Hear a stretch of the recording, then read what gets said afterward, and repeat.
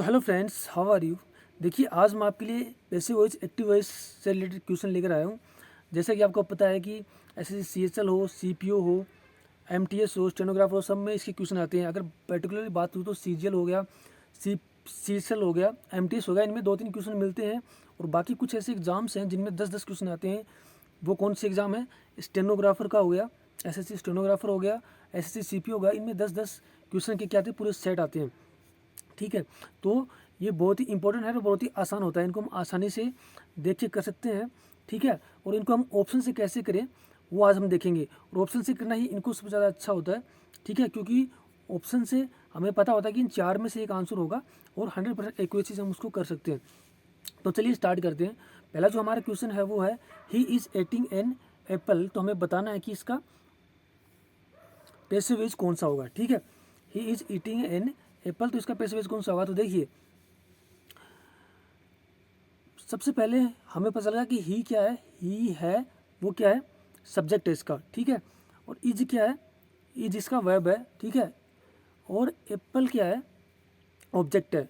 तो passive voice में क्या करते हैं हम? ऑब्जेक्ट को सब्जेक्ट बना देते हैं, यानी एप्पल इसका क्या हो जाएगा? सब्जेक्ट हो जाएगा। ठीक है, ट्रेडिशनल मेथड से हम ऐसे करते हैं। लेकिन आपको अगर ऑप्शन से करना है तो देखिए, आपको क्या एक चीज़ याद रखना है। इज, हमारा जो पहला रूल है वो इज, आर और एम है, अगर सेंटेंस में हो, ठीक है, और उसका पैसिव वॉइस बनाना हो तो इनके बाद हमेशा हम बीइंग लगाएंगे। क्या लगाएंगे? Being. Is, are, am sentence में हो तो उसके बाद हमें देखना है कि कौन से सेंटेंस में बीइंग लगा हुआ है, कौन से ऑप्शन में बीइंग लगा हुआ है। ठीक है, तो इसमें नहीं लगा हुआ है बीइंग, तो ये आंसर नहीं होगा। He was eaten an apple, इसमें नहीं लगा हुआ तो ये भी आंसर नहीं होगा। ठीक है, an apple is being eaten by him. ठीक है, तो ये क्या हो सकता है? इसका आंसर हो सकता है और यही इसका आंसर होगा। ठीक है, डी ऑप्शन आंसर नहीं होगा क्योंकि हैज़ बीन तो होगा ही नहीं। ठीक है, देखिए पैसिव वॉइस में हम क्या करते हैं कि सेंटेंस को चेंज नहीं करते हैं। सेंटेंस प्रेजेंट के अंदर है तो ये प्रेजेंट में ही रहेगा। ठीक है, पास्ट में नहीं होगा। ठीक है, तो नरेशन के अंदर सेंटेंस चेंज करते हैं, लेकिन क्या करते हैं पैसिव वॉइस में हम सेंटेंस चेंज नहीं करते। वेरी इंपॉर्टेंट, इसको याद रखिएगा। काफ़ी लोग क्या करते हैं कि पैसेज में भी सेंटेंस को चेंज कर देते हैं। पेशेंट में सॉरी पैसिव वॉइस के अंदर क्या होगा? टेंस चेंज नहीं होगा, इसको आप याद रखिएगा। तो इसका जो आंसर होगा वो सी ऑप्शन हो जाएगा।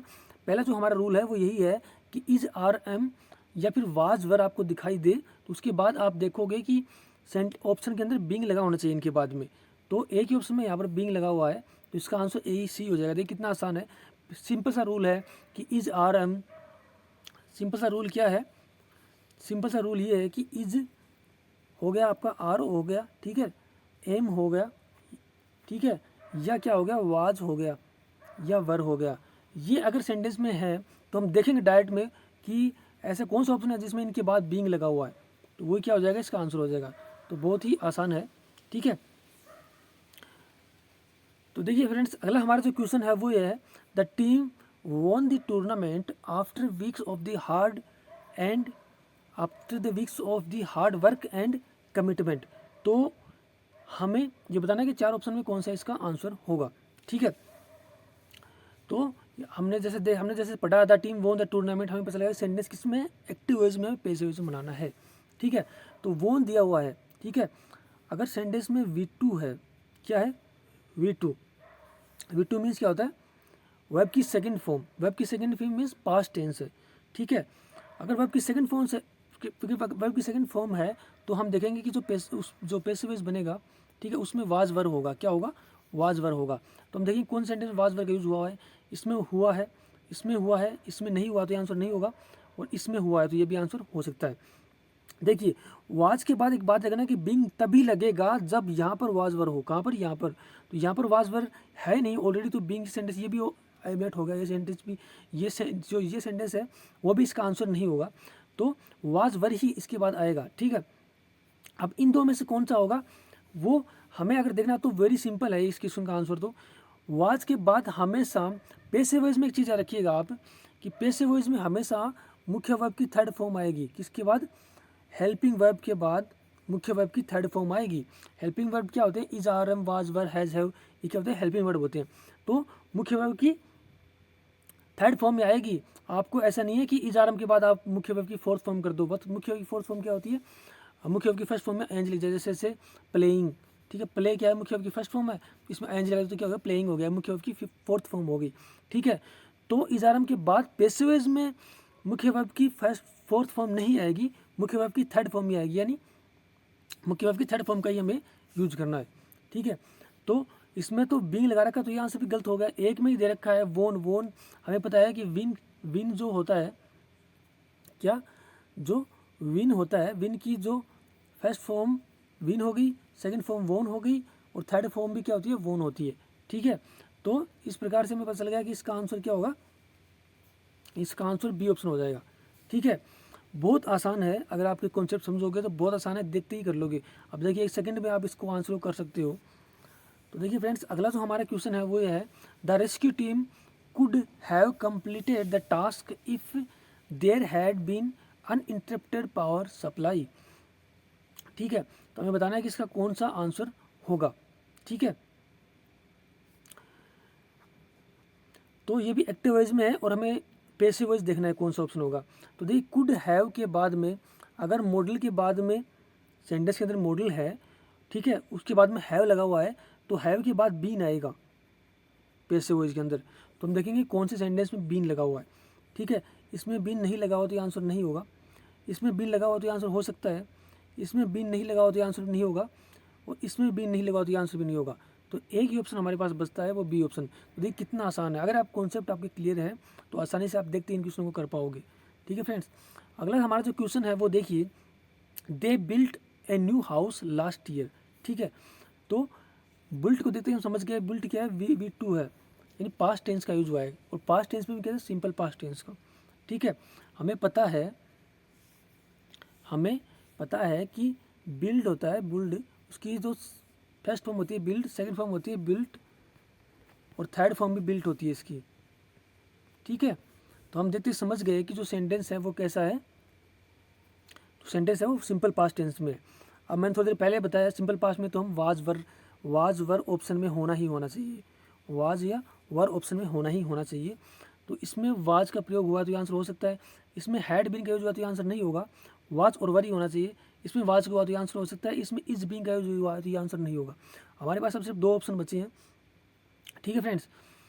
अब हम क्या करेंगे, हम देखेंगे, वही हो गया, वाज के बाद बीइंग नहीं आएगा, मैंने आपको बोला है कि मुख्य वर्ब की जो फर्स्ट फॉर्म है उसमें आईएनजी नहीं लगा होगा वाज के बाद पैसिव वॉइस के अंदर, ठीक है। क्या आएगा, मुख्य वर्ब की थर्ड फॉर्म आएगी, ठीक है। तो एक ही है मुख्य वर्ब की थर्ड फॉर्म, इसमें बिल्ट का यूज हुआ है। हमने अभी थोड़ी देर पहले देखा कि बिल्ड होता है, उसकी सेकंड फॉर्म बिल्ट होती है, थर्ड फॉर्म भी बिल्ट होती है। तो इसके बाद इसका आंसर क्या हो जाएगा, सी ऑप्शन हो जाएगा। तो ये कितना आसान है, अगर आपके कंसेप्ट क्लियर है तो आप आसानी से क्वेश्चन कर पाओगे, ठीक है फ्रेंड्स। तो देखिए फ्रेंड्स, अगला जो हमारा क्वेश्चन है वो ये है, प्रूमल has given a challenging assignment to the newly admitted students, ठीक है। तो ये भी एक्टिव वॉइस में है, हमें पैसिव वॉइस देखना है, इसका कौन सा ऑप्शन इसका आंसर होगा। तो एक चीज़ याद रखिएगा, अगर सेंटेंस में हैज़ या हैव है तो एक्टिव वॉइस में, तो इनके बाद बीन आएगा पैसिव वॉइस के अंदर, क्या आएगा, बीन। बस इतना याद रखिएगा, आपका आंसर हो जाएगा, ठीक है। तो अब हमें बीन ढूंढना है कि किस में बीन यूज हुआ है, इसमें बीन यूज हुआ है, इसमें बीन नहीं यूज हुआ है, इसमें बीन यूज हुआ है, इसमें बीन नहीं यूज हुआ है, तो ये आंसर नहीं होगा, और इसमें बीन का यूज हुआ है, ठीक है। अब बीन के बाद में भी क्या आएगा, मुख्य वर्ब की थर्ड फॉर्म आएगी, इसको याद रखिएगा आप।